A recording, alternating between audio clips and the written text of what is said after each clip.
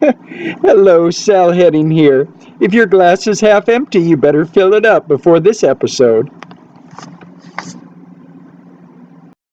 Good evening, ladies and gentlemen. My name is David Thoreau, and I have the privilege of being the president of the Independent Institute. I'm delighted to welcome you to our program this evening. As many of you may know, the Independent Institute holds programs like this, debates, lectures, and other presentations.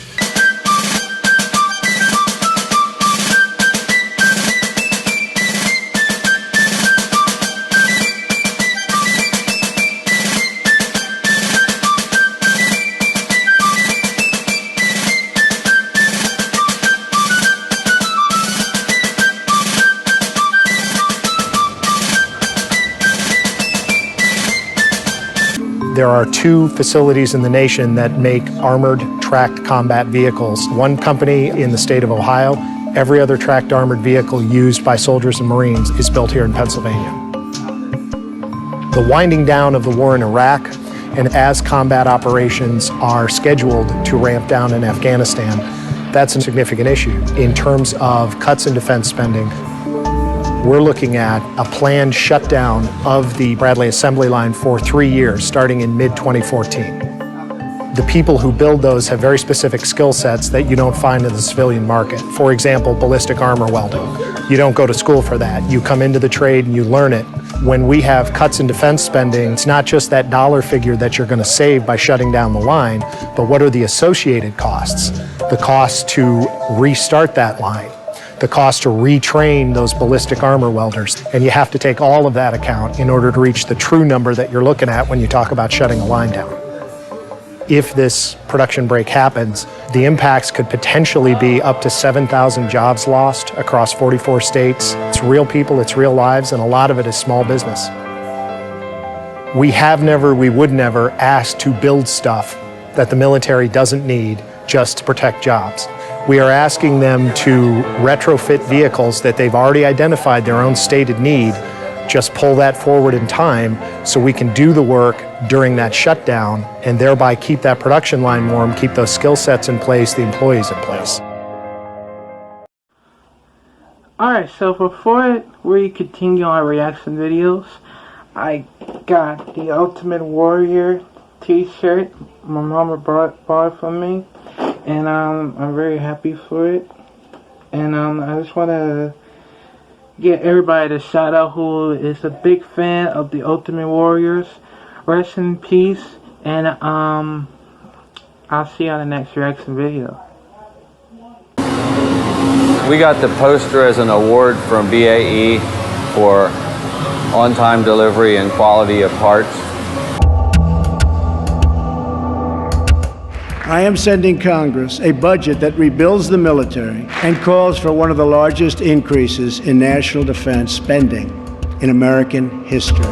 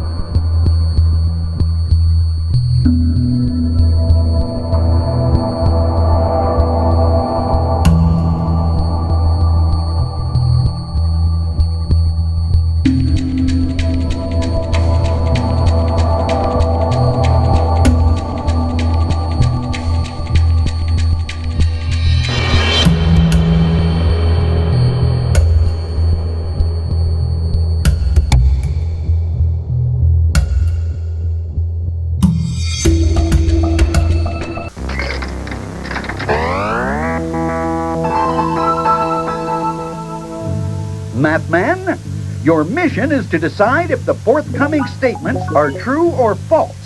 If a statement is true, eat the letter T. If it is false, eat the letter F. You will have until the count of 7 to make your decision. And beware the scoundrelescent Mr. Glitch. Oh, me, yeah. He will decimate you if you are wrong. math man, math man, math man, math man, math man, math man. Yeah. True or false? You need to be fast to be good at math. Think, false. Solving a problem is more important than speed. Yeah, oh. Yeah, you bet. Oh ho. Math man, math man, math man, math man, math man, math man. Use your head. Math man, math man. I kid. True or false? You need to be a brainiac to be good at math. A brainiac. False again. I'm good at math and I'm no brainiac. That's for sure. All sorts of people can be good at math. Even you, Glitch. Well, maybe not you. Congratulations, Math Man. You've destroyed all the math myths I can think of at the present time. Free game. I want a free game because I'm smart. Woohoo! I am so good at math. Listen to this. 1 times 3 is 3. 4 times 5 isn't 3. It's something else. Myths about the government debt.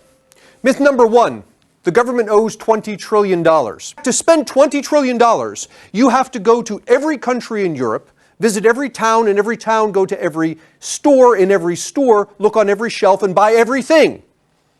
And then you will have spent about $20 trillion. If you take the present value of all the future promises of retirement and medical benefits the government has made, and subtract from that the amount of money that's in the government's Social Security and Medicare trust funds, and then subtract from that the amount of money the federal government anticipates collecting under the current law from future Social Security and Medicare taxes, you'll still have an amount of money left over that the government does not have. And that's the unfunded obligations, an amount of money the government has promised which it does not and will not have the money to pay.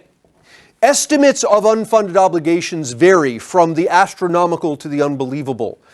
On the low end, people have estimated unfunded obligations to be about $80 trillion. On the high end, $200 trillion. So this means that the federal government's total financial obligations range somewhere from $100 to $220 trillion. Let's say, roughly speaking, the federal government owes about $150 trillion. Myth number 2, the government owes $150 trillion. Well, it turns out there's more to it. There are federal agencies that don't appear on the federal government's budget. There are government-sponsored enterprises like Fannie Mae and Freddie Mac that don't appear on the government's financial statements, and they owe another $8 trillion. There's then state and local governments that collectively owe about $3 trillion and have another $5 trillion in their own unfunded obligations. So when we put it all together, the total U.S. governmental financial obligations total about $165 trillion. Myth number 7, the government can settle its debts by selling off its assets. The government has debts and unfunded obligations of about $150 trillion, but it's also sitting on a bunch of assets. 8,000 tons of gold in Fort Knox, 500 million acres of land out in the West and Midwest, and then miscellaneous assets on top of that. And these total actually only about $2 or $3 trillion. So when we're done, even if the federal government were to sell off all of its assets, we still have a shortfall of $147 trillion. That as time moves forward and the federal government wants to borrow more and more money, and these groups are all tending to cut back on how much they loan, the one place left the federal government can turn to for money is the Federal Reserve. And the problem here is when the government borrows from the Federal Reserve, unlike its borrowing from any of these other groups, it creates inflation. And inflation is a tax on savings. So in effect, as the federal government runs out of places to borrow, it must turn to the Federal Reserve to borrow money. And when it does that, it creates inflation, which erodes the purchasing power of all of our savings. Myth number 10, there's no way to fix this problem. It turns out that there is. We could have a balanced budget within 5 years if we followed this recipe. First, Cut all spending this year by 10%, no exceptions. And if there's some things you don't want to cut by 10%, then cut something else by more, so that when you're done, in total, you have cut by 10%. And when I say cut by 10%, I mean the word in the way any normal human being uses it. When politicians say cut the budget, what they mean is to increase the budget by less than they would actually like. This is an actual 10% cut. We spend 10% less than we did the year before. Then hold spending constant for 4 years. Don't even adjust for inflation.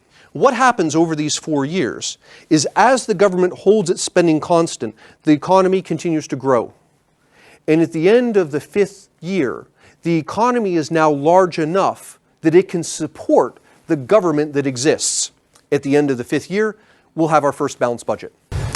So we do have a Democrat representing that district right now, Representative Kurt Schrader. So why should Democrats vote for you over Mr. Schrader, Congressman Schrader, in the primary? Well, I like Kurt. He's a nice man. And I tried to work with him for a lot of years on various things, and he always said nice words, nice, you know, he always makes nice sounds about whatever it is he's talking about. But then he doesn't necessarily vote that way, and he certainly doesn't put the effort into solving those problems. He's not gotten out front on climate. He's not gotten out front on healthcare. One of the finest wrestling areas and one of the best promoted wrestling areas anywhere in the world. Don Owens, yourself, Elton Owens, Sandy Barr, some of the greatest promoters that I've ever had the opportunity to work for. But right now, I need to talk about some female that I like. Well, you know what I mean. Well, she's pretty. Her name is Summer Rae. Summer Rae. Anyway, she is very pretty. U.S. Congress is giving President Donald Trump the massive military budget he wants. After spending trillions in more than a decade and a half fighting in Afghanistan, Iraq, Syria, and Pakistan in the war against terror, Trump sees a rising threat from Russia and China. Trump's administration is shifting funds from fighting terrorist groups to threats posed by superpowers. We haven't really yet seen a radical shift in priorities. A lot of the weapons we were trying to buy before, we're still buying. A lot of the operations that we were doing in the Middle East, we're still sustaining, despite the effort to focus more on Russia and China. The $716 billion defense budget is the largest ever for the Pentagon, and it's more than the defense spending of the next 7 nations combined, including Russia and China. The mega billion U.S. measure includes a 2.6% raise for its troops.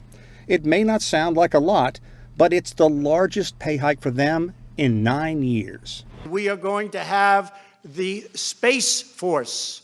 With all that money, Trump still doesn't get something he has been pushing.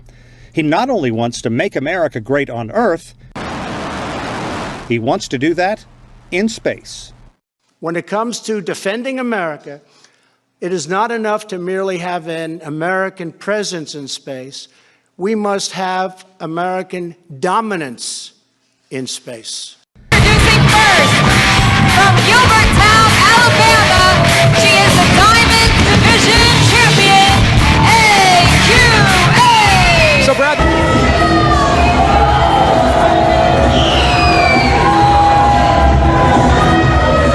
Ayun just got back from a 14-hour plane trip from Beijing, touched down at Bush Intercontinental and drove right over to the World Gym Arena to be a part of Deep Impact. A woman who's held that Diamonds Championship before would love to hold it again. She'd also love to be Knockouts Champion because there are some championship implications here.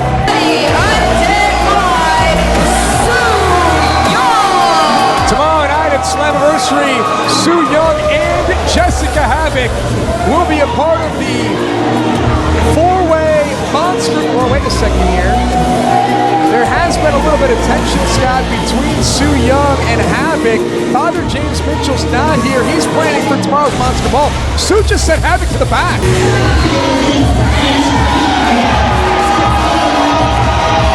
Tessa Blanchard, former Knockouts champion. So thank you very much.